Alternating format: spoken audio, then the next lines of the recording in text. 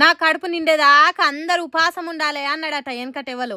Hago అట్లనే చేస్తున్నారట ఆంధ్రోలు. Polavaram project పూర్తయ్యేదాకా Medigadda barrage బాగు చేయొద్దనే కుట్రలు వన్నుతున్నారట. ఏగలేక ఏరువడ్డా ఏపీ వాళ్ళ పోరు తప్పేటట్టులేదుగా మనకు. ఆంధ్ర నుంచి చంద్రాలు కుట్రలు చేస్తే సెంట్రల్ సర్కార్ చేతులు కలుపుతున్నదట. ఇక్కడ సీఎం రేవంత్ రెడ్డి కూడా పనులు ఇగిలిచ్చి పక్కలతో కలిసి పక్కల బల్లెమైతున్నాడట.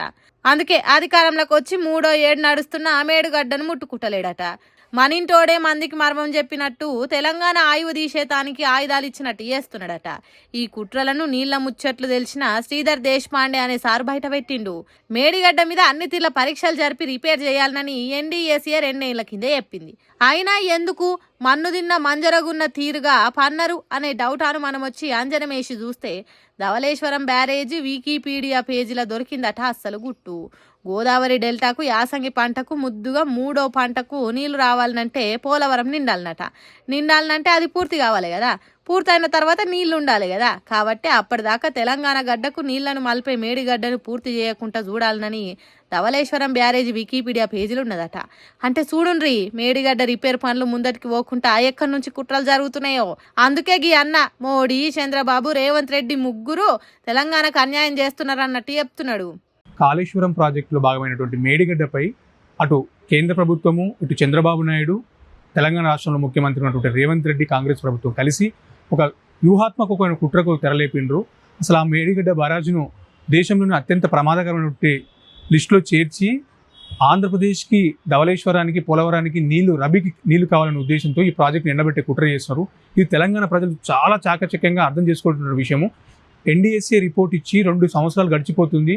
ఇది 26వ నెల నడుస్తుంది. అయినా ఇప్పటి వరకు కూడా కేంద్ర ప్రభుత్వం కానీ, ఇటు రాష్ట్ర ప్రభుత్వం కానీ రక్షణ చర్యలు చేపట్టలేదు. రక్షణ చర్యలు చేపట్టకపోగా ప్రాజెక్టును మరీ అత్యంత ప్రమాదకరమైనటువంటి లిస్టులో చేర్చి తెలంగాణ ప్రజల్ని ఒక గందరగోళానికి గురి చేసే కుట్ర చేస్తున్నారు. వాస్తవానికి ఇదే కేంద్ర ప్రభుత్వం నిన్న ప్రకటించినటువంటి 2026 ఆర్థిక సర్వేలో తెలంగాణలో కాళేశ్వరం ప్రాజెక్టు మిషన్ కాకతీయ ద్వారా దాదాపు 89 లక్షల ఎకరాలకు సాగునీరుకు వచ్చిందని చెప్పేసి ప్రకటించింది. మరి ఇదే ప్రభుత్వం కాళేశ్వరం ప్రాజెక్టులో ఉన్నటువంటి మేడిగడ్డ బరాజును ఆ విధంగా చేర్చినటువంటి ఆందోళనకరమైన పరిస్థితి. ప్రజలలో వాస్తవం గమనించాల్సిన విషయం ఏంటంటే, ఆంధ్రప్రదేశ్ కింద ఉన్నటువంటి పోలవరానికి నీళ్లు పోవాలి, కింద ధవళేశ్వరానికి నీళ్లు పోవాలి. వాళ్ళకి రబీలో ఆయకట్టుకు నీళ్ళు అందాలంటే ఖచ్చితంగా మేడిగడ్డ కూలిపోవాలి, మేడిగడ్డ రిపేర్ చేయకుండా ఉంచాలనేది వాళ్ళ వ్యూహాత్మక లక్ష్యము. ఆ లక్ష్యం ప్రకారమే పక్కగా పకడ్బందీగా రేవంత్ రెడ్డి గారు, చంద్రబాబు నాయుడు గారు కలిసి ఆడుతున్నటువంటి నాటకమని ప్రజలు అర్థం చేసుకోవాలని విజ్ఞప్తి చేస్తున్నాను. అందరూ కూడబలుక్కొని కుట్రలు చేస్తున్నారు. అందుకే మేడిగడ్డ డేంజర్లు ఉన్నదని చెప్తున్నాడు. రిపేర్ చేయకుంటుండు, పోలవరం పూర్తయ్యేదాకా టైం పాస్ చేసుడు. మొత్తానికి ఆంధ్రోలకు 3 పంటలకు నీళ్లు వారేటట్టు చేస్తున్నారట. మరి ఇక్కడ మన తెలంగాణ పంటల గురించి కాంగ్రెస్ సర్కార్కు సోయి లేదు. కాబట్టి ఇప్పటికైనా తెలంగాణ జనం ఆలోచన చేసి సర్కార్ను నిలదీయాలి. లేకుంటే మన నీళ్లు పోయి ఆంధ్రాల వడ్డంక తిరిగి రావని అంటుర్రు బాగా తెలిసినోళ్ళు. ఏమనుకుంటుండ్రు? కేసీఆర్ అంటే తమాషా, హద్దులు దాటుతున్నారు, జాగ్రత్త. సిట్టు పేరుతో ఎట్లా పడితే అట్లా చేస్తామంటే కుదరది.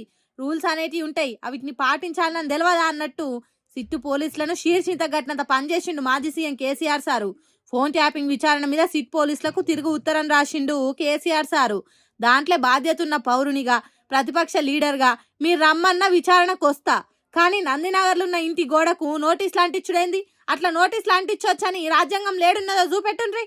65 ఏండ్లు దాటిన పెద్ద మనుషులు ఏడుంటే ఆడనే విచారణ చేయాలని తెలియదా? గాయంత తెలివిలేదా మీకు అన్నట్టు సిట్టు పోలీసులనే కేసీఆర్ విచారించినట్టు ఉత్తరం రాసిండు. నేనుండేది ఎర్రవల్లి అనేది తెలియదా మీకు? తెలియకుంటే మీరేం పోలీసులు? ఇంటెలిజెన్స్ అనేది ఓ డిపార్ట్మెంట్ ఉండి కూడా నేను ఎర్రవల్లిలో ఉంటున్న సంగతి తెలుసుకోకుండా నందినగర్లో ఉన్న ఇంటికి నోటీసులు అంటించిండ్రంటే మస్తు టాలెంట్ ఉన్న పోలీసులు మీరు అని అన్నట్టే ఉత్తరం రాసిండు. ఎన్నికల అఫిడవిట్లో ఉన్న అడ్రస్ ప్రకారం విచారిస్తామని అంటుర్రు. మరి హరీష్ రావు సిద్దిపేట ఇంటి అడ్రస్ అఫిడవిట్లు ఉన్నది, నోటీసులు హైదరాబాద్లో ఎందుకు ఇచ్చిండ్రు? అంటే మీ సిట్టు పోలీసులు చేసే పనుల మీద మీకే క్లారిటీ లేదా? సరే, మీరు నందినగర్ ఇంటికే నన్ను రప్పించి విచారించాలని కోరుకుంటాండ్రు కాబట్టి, పట్టుబట్టి నోటీసులు అంటించిండ్రు కాబట్టి రాజ్యాంగాన్ని ఎట్లాగో గౌరవించుతా గానీ మీ సంతోషం మీకోసమైనా నందినగర్కే వస్తా అన్నట్టు చెప్పిండట ఉత్తరంలా. అంతేకాదు, చట్ట ప్రకారము జూబ్లీహిల్స్ ఏసీబీ పోలీసులకు నన్ను విచారించే అధికారం లేదని చెప్పిండు. దానికోసం ఇంతకుముందు కోర్టులు ఇచ్చిన తీర్పులను యాద్ చేసిండు పోలీసులకు.